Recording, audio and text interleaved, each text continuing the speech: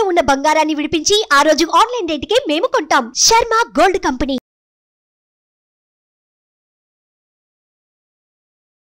నమస్తే, welcome to Suman TV. నేను మీ యామిని. ప్రస్తుతం మనతో ఉన్నారు ప్రముఖ ఆధ్యాత్మికవేత్త, ప్రముఖ జ్యోతిష్య వాస్తు పండితులు సుభాష్ శర్మ గారు ఉన్నారు. గురుగారితో మాట్లాడి మనకున్న సందేహాన్ని అడిగి తెలుసుకుందాం. నమస్కారం గురుగారు. గురుగారు, మనకి సంకష్టహార చతుర్థి రాబోతుంది కాబట్టి అసలు విశిష్టత గురించి తెలియచేయండి. తప్పకుండా తెలియజేస్తానము. ముందుగా ప్రేక్షకులందరికీ శ్రీమాత్రే నమః, శ్రీ గురుభ్యో నమః. ఓం గజాననం భూతగణాది సేవితం కపిత్రజం జంభూ ఫలసార భక్షణం ఉమాసుతం శోక వినాశకారకం నమామి విఘ్నేశ్వర పాద పంకజం. శ్రీ మహాగణాధిపతయే నమః.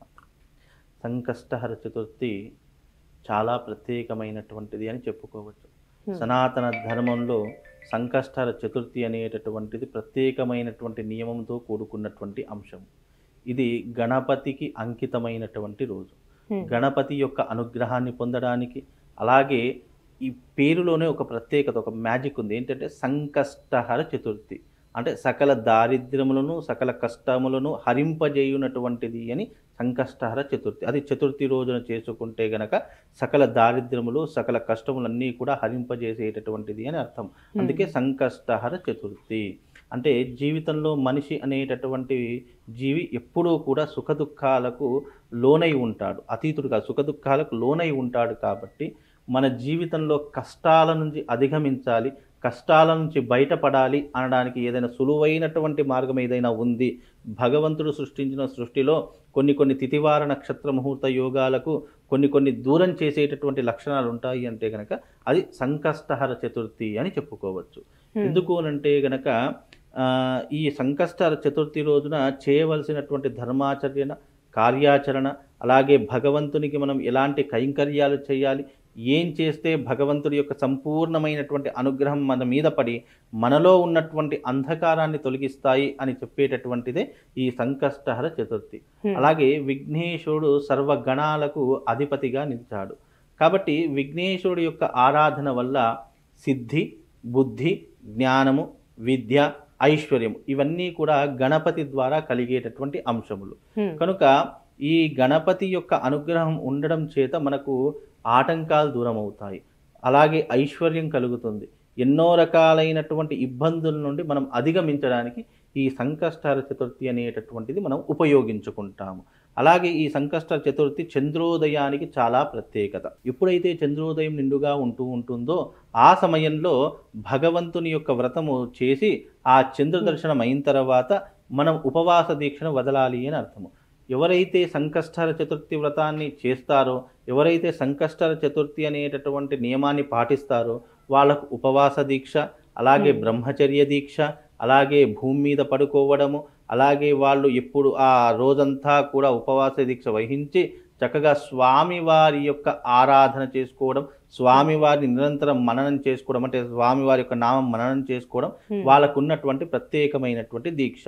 ఆ సమయంలో ఎవరి ఇంటి దగ్గర తినకూడదు. అలాగే ఆ రోజు నిండుగా ఉపవాస దీక్షను వహించి చంద్రోదయమైన తర్వాతనే ఉపవాస దీక్ష విరమించాలి అనేటటువంటిది దీని యొక్క ప్రత్యేకమైనటువంటి నియమం. చాలా ఆలయాలలో కూడా ఈ సామూహికంగా సంకష్టహర చతుర్థి వ్రతాలు కూడా చేస్తూ ఉంటారు, హోమాలు కూడా చేస్తూ ఉంటారు. మోదక హోమం, గణపతికి ఇష్టమైనటువంటి మోదక యాగం చేస్తూ ఉంటారు. చక్కగా ఈ యొక్క సంకష్టహర చతుర్థి అనేది ఒక రోజు, ఒక నెలలో చేసుకునేట్టుగా చాలా మంది సంవత్సరాల కాలం పాటు ఈ యొక్క వ్రతాన్ని ఆచరిస్తూనే ఉంటారు, ఉపవాస దీక్షను చేస్తూనే ఉంటారు.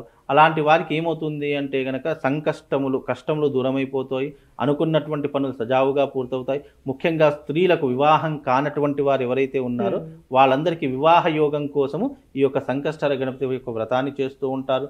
అలాగే జీవితంలో ఆర్థిక పరమైనటువంటి ఇబ్బందులతో ఎవరైనా బాధపడుతున్నటువంటి వారు ఉంటే గనక ఈ సంకష్టహర చతుర్థి యొక్క ఉపవాస దీక్షను గనక వాళ్ళు నిత్యంగా ఆరాధన చేసుకున్న, ఉపవాస దీక్షను చేసుకున్న వాళ్ళకు ఆర్థిక పరమైనటువంటి ఇబ్బందులు కూడా తొలగిపోతాయి అని ఈ యొక్క దీనిలో సంకష్టహర చతుర్థి నియమంలో కూడా చెప్పుకోవచ్చు. ఎందుకంటే గణపతి అనేటటువంటి వాడు లక్ష్మీ గణపతి అని కూడా వినాయకుడికి ఒక పేరు. అంటే లక్ష్మీ కటాక్షాన్ని కురిపించడానికి కూడా గణపతి సాక్షిగా ఉంటాడు. కాబట్టి ఆ యొక్క అనుగ్రహాన్ని పొందడానికి కూడా మనకి ఇది చాలా అనువైనటువంటిదిగా కూడా దీని గురించి చెప్పుకోవచ్చమ్మా. అంటే గురుగారు, ఏ రాశుల వారు అంటే ఆ రోజు ప్రత్యేకంగా చేస్తే పూజ చేసుకుంటే మంచి ఫలితం ఉంటుందంటారు? అయితే ఇక్కడ రాసుల విషయానికి వస్తే కనుక తప్పకుండా మేషరాశి వారు చేసుకోవచ్చు, అలాగే వృశ్చిక రాశి వారు చేసుకోవచ్చు. ఎందుకంటే ఈ మేషరాశి వారికి వృశ్చిక రాశి వారికి రాష్ట్రాధిపతి కుజుడు అవుతాడు కాబట్టి ఈ యొక్క కుజదోషం ఉన్నటువంటి వారు కానివ్వండి, అలాగే కుజుడు దేనికి కారకుడు, ఆరోగ్యకారకుడు, ఆర్థిక పరమైన అప్పుల బాధకు కారకుడు కుజుడు అవుతాడు కాబట్టి ఎక్కువగా మీరు చూడండి మేషరాశిలో వృశ్చిక రాశిలో పుట్టినటువంటి వారికి విపరీతమైనటువంటి అప్పుల బాధలు, కుటుంబ సమస్యలు ఎక్కువగా ఉంటూ ఉంటాయి. తద్వారా ఇలాంటి విషయాలు, ఇలాంటి అంశాలు ఎవరికైనా తమ జీవితంలో నడుస్తున్నాయి అంటే గనక ఈ సంకష్టహర చతుర్థి వ్రతాన్ని అనేటటువంటిది చేసుకోవడం ద్వారా, లేదా మాకు వ్రతం కుదరదండి, మాకు బయట చాలా బిజీ వర్క్ ఉంటుంది అని అన్నటువంటి వాళ్ళు కూడా ఉపవాస దీక్షను చేసి ఆ రోజంతా కూడా చక్కగా ఉపవాస దీక్షను చేసి గణపతి యొక్క నామస్మరణ చేసుకుంటే కూడా ఆ ఉపవాస దీక్ష చేసినటువంటి పుణ్య ఫలితం కలుగుతుంది. తద్వారా కూడా ఎన్నో ఆటంకాలు, ఎంతో విఘ్నాలు కూడా దూరం అయిపోయేటటువంటి అవకాశాలు దీని ద్వారా కలుగుతాయి. కనుక అలాగే ఇది శతభిష నక్షత్రయుక్తంగా రాబోతుంది కనుక ఏలినాటి శని ప్రభావం ఉన్నటువంటి వారు, అలాగే జన్మస్థానంలో శని దశ నడుస్తున్నటువంటి వారు, అలాగే పుట్టుకతోనే శని మహర్దశలో పుట్టినటువంటి వారు తప్పకుండా ఈ సంకష్ట చతుర్థి రోజున వీలైతే లక్ష్మీ గణపతి హోమాన్ని చేయించుకోండి. అలాగే ఆ రోజున వీలైతే గనక మీకు జీవితంలో ఇవన్నీ చేసే అదృష్టం లేదు, మాకు చేసే అవకాశం లేదు, మాకు చేసే సమయం లేదు అన్నారనుకోండి, ఏమవుతుందంటే ప్రవాళ గణపతి అనేటటువంటిది ఒక లాకెట్ దొరుకుతుంది. ఆ ప్రవాళ గణపతి యొక్క లాకెట్ ఏదైతే ఉంటుందో ఆ రోజున మేము హోమం చేసి పంపిస్తామన్నమాట. చాలా మంది అవి తీసుకుంటూ ఉంటారు. అలాంటి వారు మాకు ఇలాంటి అవకాశం లేదండి, ప్రతి నెల మేము ఇలా ఉండడం కుదరలేదు అన్నారనుకోండి, ఆ ప్రవాళ గణపతి అనేటటువంటి దొరుకుతుంది. అది మీ మెడలో ధరించుకోండి. అది మెడలో ధరించుకోవడం ద్వారా కూడా మీకు ఎన్నో రకాలైనటువంటి విజయాలు సంప్రాప్తవుతాయి. ఎన్నో రకాల ఉంటుందండి. మేము ప్రతి సంకష్ట చతుర్థి రోజు ఏం చేస్తామంటే లక్షమోదక యాగం అనేటటువంటిది చేయించడం జరుగుతుంది.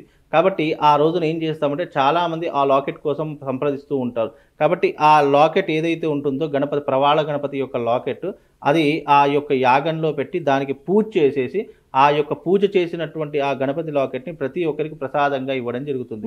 కనుక అది మీ మెడలో ఉంటే కనుక మీకు గణపతి యొక్క సంపూర్ణమైనటువంటి అనుగ్రహము ఎప్పుడూ కూడా మీకు దొరుకుతుందమ్మా. ఒకవేళ తీసుకున్న తర్వాతకి ఏమైనా నియమాలంటూ పాటించాలండి? నియమాలంటూ దానికి ప్రత్యేకమైన రోజు అంటూ అయితే నియమాలంటూ ఏమి ప్రత్యేకంగా ఉండదు. ఎందుకంటే అది గణపతి యొక్క రక్షగా ఇస్తాము.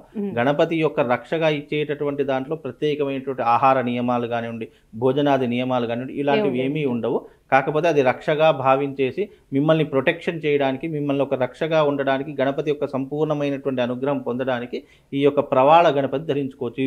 పిల్లలు మొండితనం చేస్తున్నటువంటి వారు కానివ్వండి, కోపం ఎక్కువగా ఉన్నటువంటి, ఎందుకంటే కుజమహర్దశలో పుట్టినటువంటి వారు కానివ్వండి, అలాగే మంగళవారం రోజు పుట్టినటువంటి వారికి కానివ్వండి, కోపము, ఆవేశము, ఉద్రిక్తత చాలా ఎక్కువగా ఉంటుంది.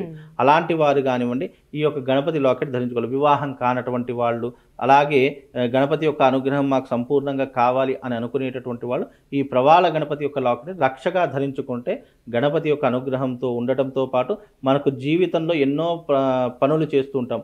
ఆ పనులలో ఎలాంటి ఆటంకాలు ఉండకుండా ఉండడానికి ఆ ప్రవాళ గణపతి అనేది మీకు ఒక రక్షణగా ఉంటూ ఉంటుంది. ఆ రోజు ఏమైనా ప్రత్యేకమైన మంత్రం కూడా జపిస్తే మంచిదంటారా? ఇప్పుడు మనకు ప్రతి సంకష్టాల చతుర్థి అనేటటువంటిది ప్రత్యేకమైనటువంటిది కనుక చేసుకోలేనటువంటి వారు మాకు స్వామివారి యొక్క దీక్ష తీసుకుంటాము, చక్కగా ఉపవాస దీక్ష ఓం గం గణపతయే నమః అనేటటువంటి మంత్రాన్ని చదువుకోవచ్చు, లేదా శ్రీ లక్ష్మీ మహాగణాధిపతయే అనేటటువంటి మంత్రాన్ని కూడా చదువుకుంటే కనుక చాలా మంచి జరిగే అవకాశం ఉంటుందమ్మా. చాలా చక్కగా తెలియజేశారు గురుగారు, ధన్యవాదాలండి. శ్రీమాత్రే. సుమన్ టీవీలో మీ పర్సనల్ అండ్ బిజినెస్ ప్రమోషన్స్ కోసం కింది నెంబర్కి కాంటాక్ట్ చేయండి.